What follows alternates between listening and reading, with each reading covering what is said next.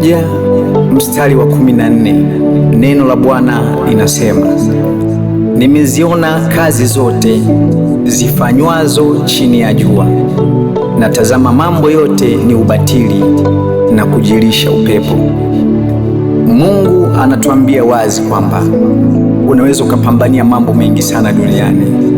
Unaweza ukapambania kuwa maarufu, kuwa tajiri, elimu na mambo mengine mengi, lakini mwisho wa siku unakufa, unayaacha na yote yanakuwa ni ubatili.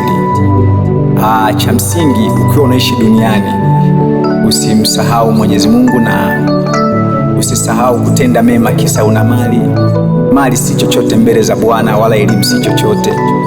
Hayo yote utakapoondoka kwenye uso wa dunia ni ubatili. Mkumbuke Bwana siku zote za maisha yako. Amen.